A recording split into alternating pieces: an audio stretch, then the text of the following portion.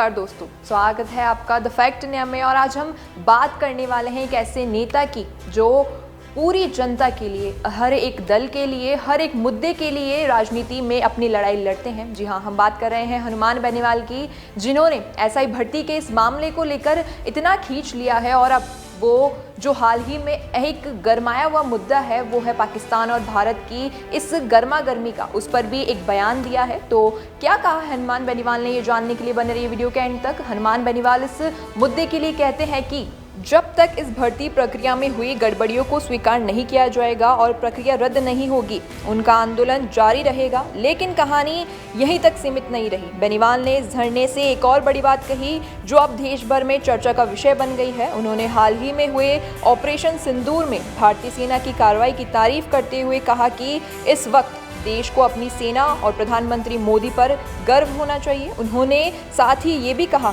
कि अब वक्त आ गया है कि पाकिस्तान के कब्जे वाले कश्मीर यानी पीओके को भारत में शामिल करने के लिए एक ठोस कदम उठाया जाए। लेकिन ये कोई हल्का फुल्का बयान नहीं है। जब एक सांसद खुलेआम पीओके पर डिसिविस्ट एक्शन की बात करे, और ये एक बहुत बड़ी राजनीतिक और राष्ट्रीय संदेश है। और यही नहीं, उन्होंने केंद्र सरकार की सर्वदलीय बैठक पर भी सवाल उठाया, ये कहते हुए कि जब मुद्दा राष्ट्रीय सुरक्षा से जुड़ा हो तो छोटे दलों को बैठक में क्यों नहीं बुलाया गया। उन्होंने इसे लोकतंत्र का अपमान बताया और कहा कि हर आवाज़ को मंच मिलना चाहिए, चाहे वो किसी भी दल से हो। अब सोचिए दोस्तों, एक तरफ वो सेना और प्रधानमंत्री के साथ खड़े नजर आते हैं और दूसरी ओर युवाओं के लिए धरना देकर सड़क पर उतरते हैं। यही वो दोहरी लड़ाई है जो उन्हें बाकी नेताओं से अलग बनाती है। एक तरफ राष्ट्रहित, दूसरी तरफ जनहित। और यही वजह है कि बेनीवाल बार बार जनता की उम्मीदों का चेहरा बनते जा रहे हैं।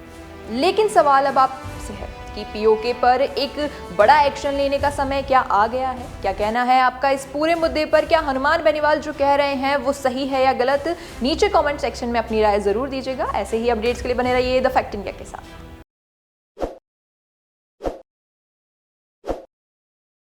ताज़ा खबरों के लिए विजिट करें द फैक्ट इंडिया की वेबसाइट और डाउनलोड करें द फैक्ट इंडिया ऐप।